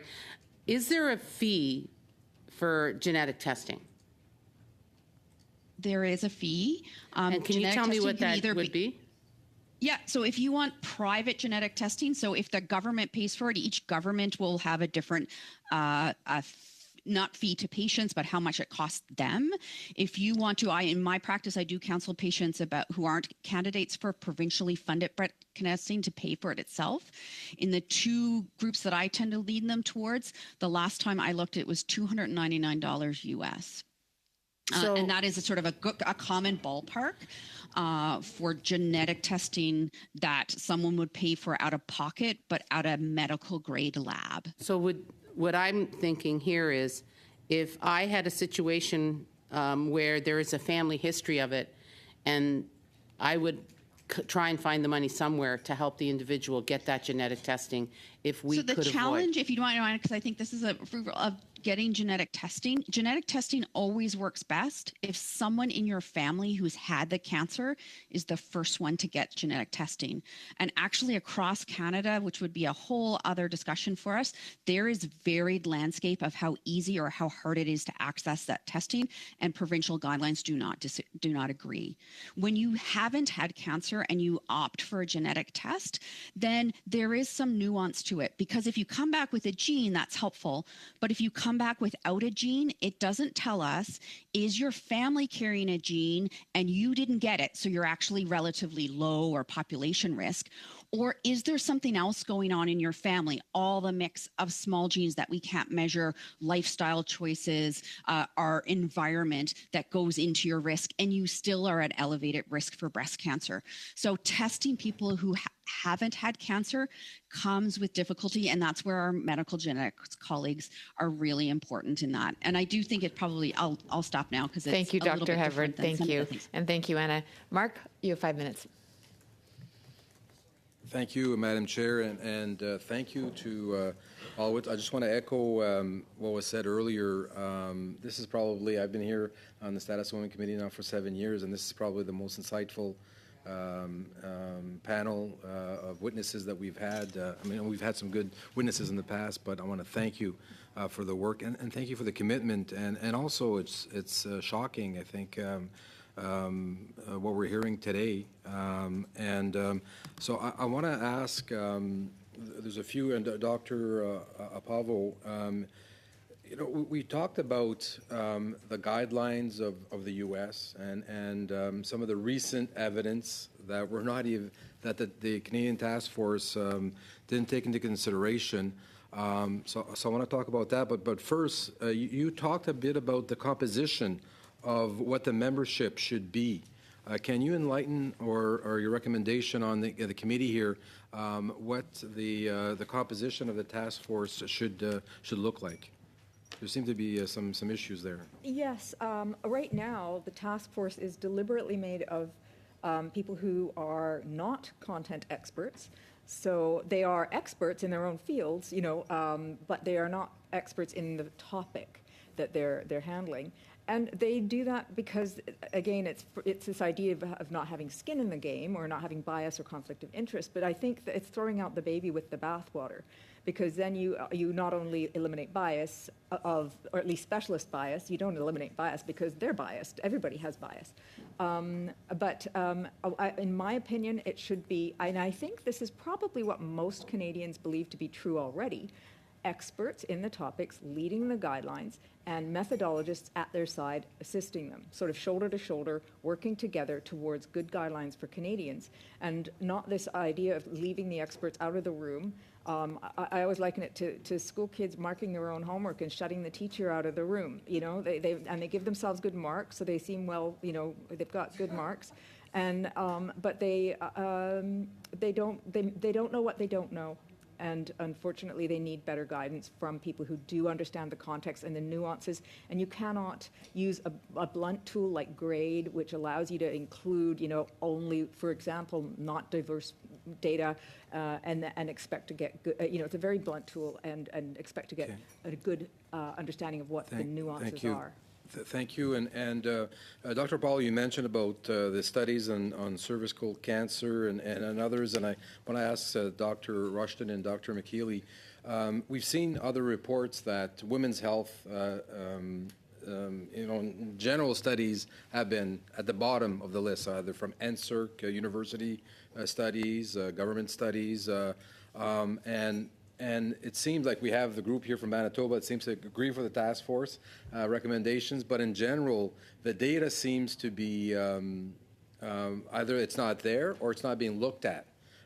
What are your recommendations to the federal government here, the committee, to really? I know there's more money needed for women's health on the study side, but what recommendation? What seems to be the glitch here between the task force and the lack of studies, or not even following the U.S. guidelines? And MP Saray, you do have two individuals online as well, if you'd like to engage.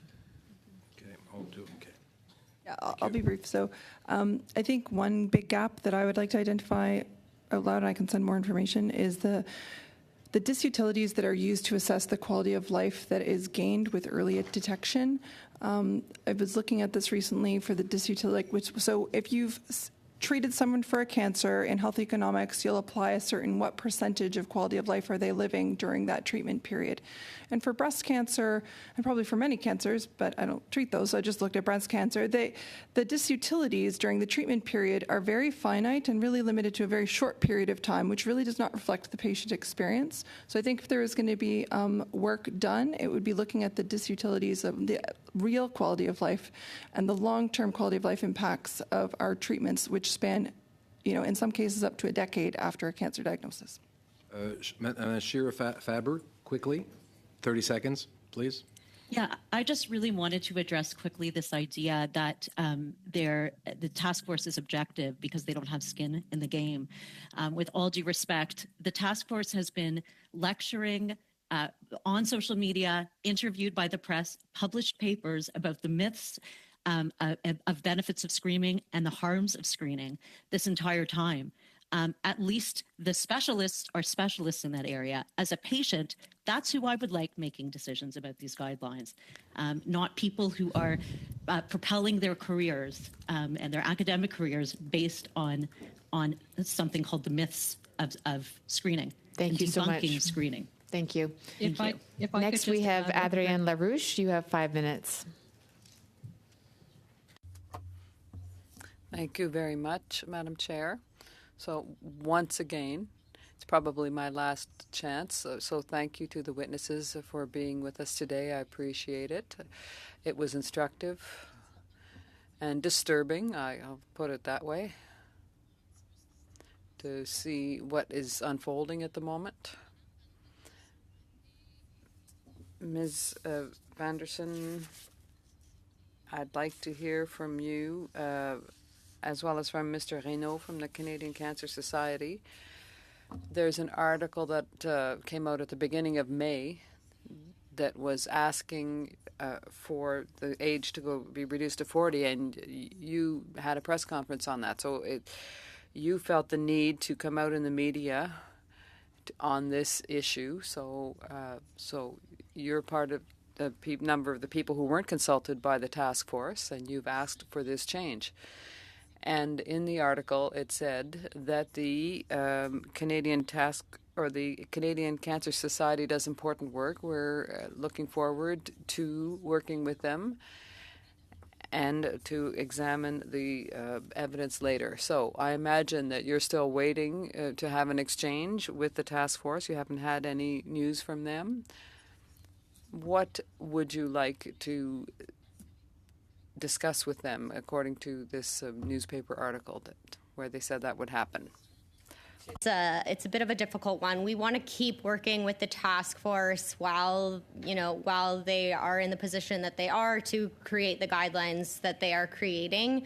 We do think that improvements were made since the last iteration, and we appreciate at least the acknowledgement that women that want access should have access. We just feel that that doesn't go quite far enough as far as it still places the onus on women to, again, know that they have access to breast cancer screening and ask for it in a context in which we've acknowledged many Canadians don't have access to healthcare providers, or we've also heard today that, if it's not the standard, then you think maybe you don't need it. And so it undermines the inclination that we need care. So we will continue to work with the task force whenever possible. We have echoed calls from other organizations to increase transparency, but obviously there are concerns with the way this has all transpired. I don't know if you have something to add, Helena. Really briefly, we also really hope that the public consultation that they are currently going through as a result of these guidelines will be made public. Ouais, puis très rapidement, je rajouterais aussi. Very quickly, I would add that for us, it's important for us to see people affected by cancer, that the patients and their experiences be reflected in these studies, and that we take into account the experience of people affected by cancer. That's at the root of our work. I still have some time? Oh, I thought I only had 2.5 minutes. Wonderful. Well, sorry, there were people who raised their hands earlier, and thank you for pointing that out. Sorry, you, Ms. Van Dusen and Mr. Reno were consulted, but we spoke with Ms. Sonia online too. But thank you for that clarification. You hadn't answered my question earlier as to whether you'd been consulted or not. So I'd like to come back. Mr. Reno and Ms. Van Dusen, there was also mention that these are guidelines, and that afterwards we give women the possibility, and earlier someone said in answer to a question that they don't want to interfere or prevent women from having the right, those between the ages of 40 and 50. We don't want to impose something, but we should say that women have the right to have this test. So that was in the article. It's important to clarify. Do you have something to add to that? I can see you're nodding, Ms. Van Dusen. Well, what you said, of the importance of hearing you on the fact that the guidelines for those 40 to 50 are not imposing anything, but we want to offer women the choice. But if they create a barrier to other provinces to make this decision, I think that's a problem. I also think it's a problem if doctors are individually using this as a recommendation and how they operate in their own practice. And so if you do happen to be lucky enough to have a healthcare provider and your doctor says you don't need access because the recommendations don't say so, then you happen to be out of luck, or you are forced to look elsewhere for somebody who will support you in that feeling or inclination that perhaps you should be receiving screening earlier. Excellent. Thank you so much for that, Leah. Last 5 minutes. Thank you so much, and and thank you to all the witnesses today. Like, it is just so shocking to me that, people making decisions about life and death matters are not experts in the field. And this whole notion of bias, like, I spent almost 20 years in academia. There is no research that is unbiased, and you have to identify that bias. Like, it is a non-relevant argument, in fact, that's being used. I find it horrifying. I also found it horrifying, Dr. McKearley, that they're using research from the 80s that was done with 98%, that was comprised 98% of Caucasian women. If we want to talk about bias, I mean, that's screaming bias to me.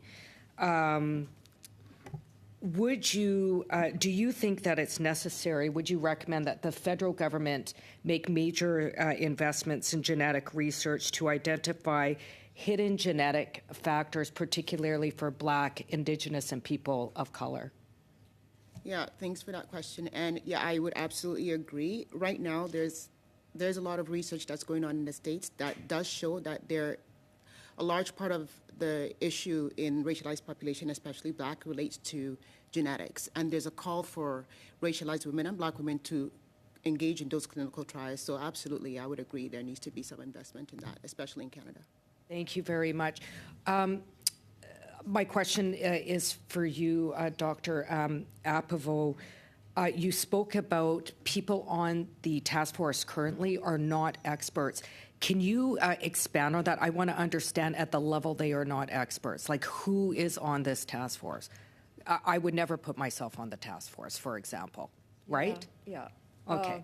And again, I want to give them their credit. They're experts in their fields, but their fields are not the fields of the guidelines. So, for instance, the 2018 breast cancer screening guideline was chaired by a nephrologist or a kidney doctor.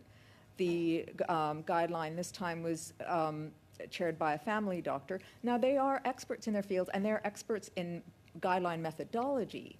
But I think guideline methodology needs to be the assistant to the guideline. You know, we need to have methodologists helping make guidelines, not completely making the guidelines without any expert guidance and without understanding, for instance, nuances of the disease behavior, nuances of treatment, and so on. So I ask that because we're all experts in something, I'm an expert in adult education, right? So I'm certainly not questioning their qualifications as an individual. What I am questioning, however, is their qualifications to, as an expert, to make decisions about matters outside of their expertise. So would you say that their expertise falls outside of the expertise related to cancer, certainly breast cancer, yes or no?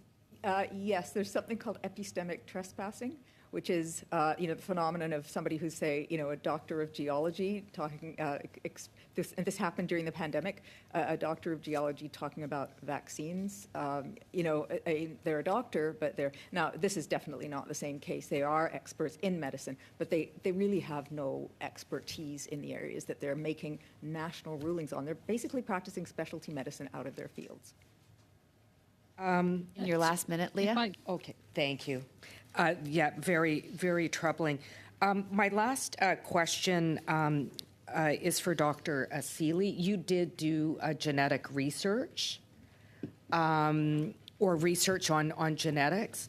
Why wasn't it accepted? Like, I still don't understand this. It was like over 2 million women. Like, what was the argument for it not being accepted? I find this shocking. Again, that has to do with methodology. So the use of randomized trials always takes precedence over a study as large as 2.7 million women. It is shocking. I completely agree with you. And those recent studies looked at more modern diagnosis and treatments using the more up-to-date technology. And this, I think, has to do with a lack of expertise and the lack of knowledge about what screening is and how it functions in Canadian programs. Canadian programs are extremely well run. We monitor the abnormal recall rates, the positive biopsy rates, all of that was done and shown in this beautiful study. But because we didn't have experts who understood the impact of this, it was downgraded in favor of the randomized trials that were 60 years old. Okay, thank you very much for that. I'd like to thank all of our witnesses. This does conclude our meeting on the breast cancer draft recommendations. On the behalf of the committee, I would certainly like to thank all of you for your testimony and contributing to our work as a committee. A reminder for all members, next Tuesday, June 18th, we will be studying the draft letter that will be prepared on this topic using today's testimony. So that's next Tuesday. And next meeting, Thursday, we'll be coming back to our red dress report. Thank you, everyone. Is everyone in agreement to adjourn? Meeting adjourned.